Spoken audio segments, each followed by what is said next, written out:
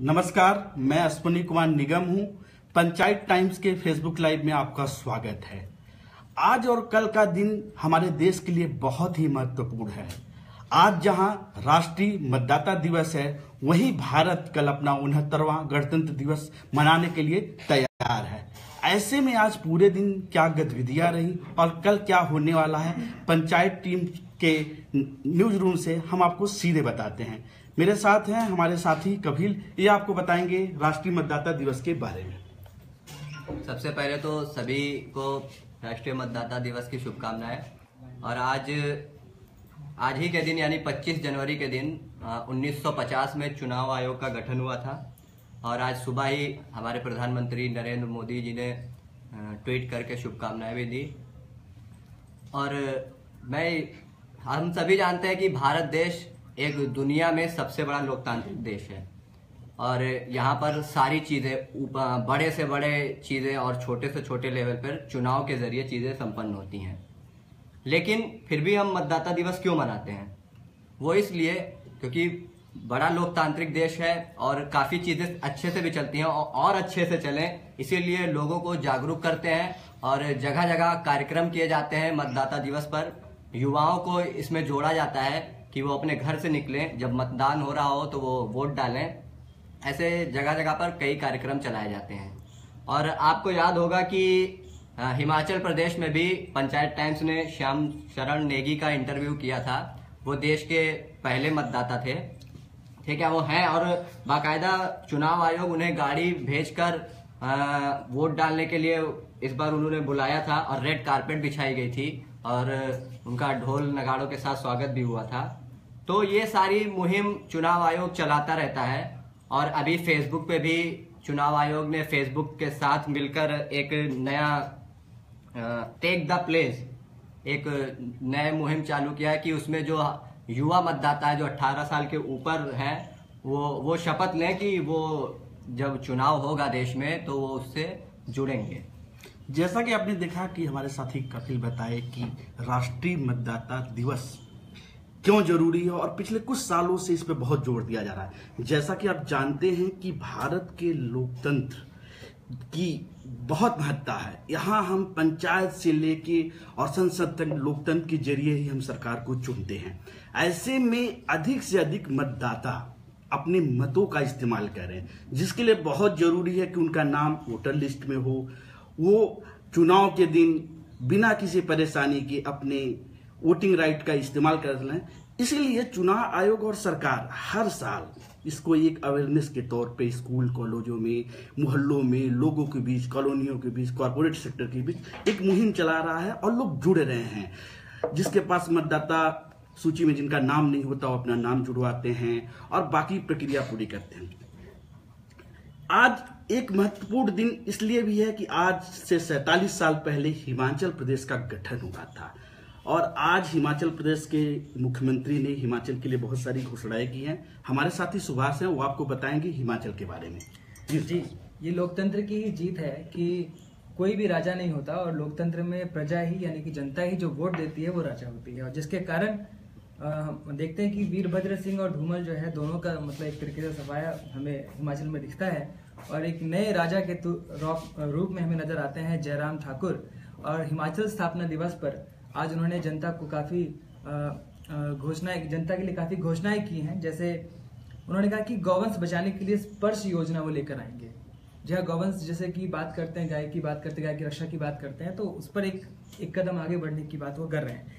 वही उन्होंने कहा कि 80% जो रोजगार है उसकी जो हिमाचल के मतलब युवा हैं उनको मिलना चाहिए और उसका जो है कड़ाई से वो पालन वो करवाएंगे। इस दिशा में वो आगे काम करने वाले हैं। वहीं भ्रष्टाचार को लेकर के जिसके बारे में जिसको लेकर के सारा चुनाव जो है बीजेपी ने लड़ा है, तो उसको देखते हुए उन्होंने कहा है कि हम एक वेब पोर्टल बनाएंगे जिसके जरिए हम भ्रष्टाचार से कैसे लड़ा जाए उसके बारे में उन्होंने बताया कि हम आगे करने वाले हैं। वहीं क्योंकि आनी में ये समारोह हो रहा था, वहाँ पे उन्होंने परेड की सलामी ली और तो वहाँ पे उन्होंने घोषणा की कि वहाँ पे जो 50 बेड का जो हॉस्पिटल है उसे अब 100 बेड का कर दिया जाए। तो इसके साथ ही जैसे स्टेडियम भी वहाँ पर 80 लाख रुपए स्टेडियम के लिए दिए जाएंगे। लोहरी बस स्टैंड जो है उसके लिए 3 करोड़ रुपए जो है देने की घोषणा आज उन्होंने किया है। इसके साथ ही उन्होंने अपनी पीठ थपथपाई और उन्होंने कहा कि सेब की पैदावार को बढ़ाने के लिए न्यूजीलैंड से करार किया गया है। तो हर तरफ यानी कि देखा जा रहा है कि जयराम ठाकुर के ऊपर तो बहुत प्रेशर है। एक तो प्रेशर इस बात का है कि उनको काम करके दिखाना है, विकास करके दिखाना है, क्योंकि भाजपा ने उन पे भरोसा किया है। भाजपा ने भरोसा किया है, प्लस जनता में भी उनकी मतलब बहुत ज्यादा उनके लिए प्यार और मोहब्बत दिख रहा है। तो उसके लिए अब उनको काम करके दिखाना होगा। वो लगातार घोषणाएं कर रहे हैं और जैसे कि पेंशनर्स में भी उन्होंने एज को घटा दिया है, पहले 80 था, अब उसे 70 कर दिया गया। तो इस तरह के काम वो करते हुए नजर आ रहे हैं। मैं अभी जैसा कि आप देख रहे हैं कि हमारे साथी ने आपको बताया, हिमाचल के बारे में एक महत्वपूर्ण चीज आपको बता दें कि देवभूमि के नाते जाना जाता है। और हिमाचल का गठन जरूर 47 साल पहले हुआ, लेकिन इसकी मांग आजादी के पहले से होने लगी थी। बहुत कम लोगों को पता है कि आजादी के मिलने के बाद तुरंत रजवाड़े जो है, वहाँ की रियासतें थी, उन्होंने एक बैठक किया और उन्होंने ये कहा कि देश की जितनी रियासतें हैं उसको जोड़ के एक अलग राज्य बनाया जाए, लेकिन वो नहीं हुआ। उसके बाद नेहरू जी के सामने बहुत सारे प्रस्ताव आए, लेकिन अंततः ये 1971 में हिमाचल प्रदेश बना। और हिमाचल के लिए आज इसलिए भी है कि अभी कुछ दिनों पहले नई सरकार चुनी गई है। जैसा कि मेरे साथी ने बताया कि मुख्यमंत्री के लिए महत्वपूर्ण दिन था, उन्होंने बहुत, लेकिन सबसे महत्वपूर्ण दिन कल का है, क्योंकि कल भारत अपना 69वां गणतंत्र दिवस मनाने जा रहा है। और जैसा कि आप सभी जानते हैं कि हर बार हमारा जो गणतंत्र दिवस का उत्सव होता है, इंडिया गेट के राजपथ पे जो सलामी होती है, वो ऐतिहासिक होती है। लेकिन इस बार और भी इतिहास कायम हो रहा है कि एक साथ 10 आसियान देशों के राष्ट्राध्यक्ष मेहमान हैं और सभी दिल्ली में पहुंच चुके हैं। तो इस बहाने सरकार पूरी दुनिया को भारत दिखलाने जा रहा है कि उसकी जो ताकत है, आसियान देशों से उसका जो संबंध है, वो कैसे प्रगाढ़ हो रहा है। और हम लोग राजपथ की सलामी में जो कल परेड होगी उसमें भी देखेंगे कि विभिन्न राज्य अपने विकास की झांकियां दिखलाएंगे।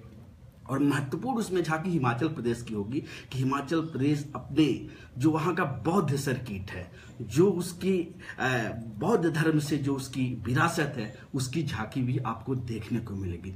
इसके अलावा बहुत सारे राज्यों में कल गणतंत्र दिवस मनाया जाएगा। अश्विनी जी, मैं एक चीज और जोड़ना चाहूंगा कि कल जो झांकी निकलेगी उसमें एक चीज और विशेष है कि महिलाएं बुलेट पर मोटरसाइकिलों पर करतब दिखाती हुई नजर आएंगी। तो हम सब पहले से ही एकदम उत्सुक हैं वो देखने के लिए कि देश हमारी महिलाओं का जज्बा भी देखेगा उसमें कि वो गाड़ियों पे करतब दिखाएंगी। बहुत बढ़िया। जैसा कि हमारे साथी ने बताया कि अभी तक हर साल आप लोग जो है राजपथ के परेड में देखते थे कि बीएसएफ का जो दस्ता होता था, पुरुष दस्ता, वो मोटरसाइकिल पर करतब दिखलाता था। लेकिन इस बार है कि जो बीएसएफ की महिला कमांडो हैं वो भी बुलेट पे अपनी करतब दिखलाते हुए आपको दिखेंगी।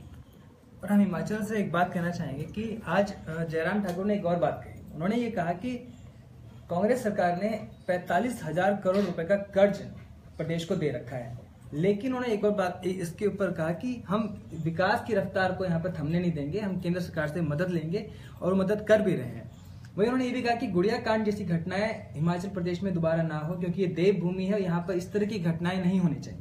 तो देखना ये होगा कि कल वो क्या घोषणाएं करते हैं, कल क्या मतलब कल भी कुछ उस तरफ से हमें सुनने को मिलता है, क्योंकि कल भी एक बहुत बड़ा दिन है हिमाचल के लिए भी और पूरे देश के लिए भी। बहुत बढ़िया। और सभी को हिमाचल प्रदेश स्थापना दिवस की और आप लोग पंचायत टाइम्स के साथ जुड़े रहिए, हर एक अपडेट हम आपको देते रहेंगे। धन्यवाद।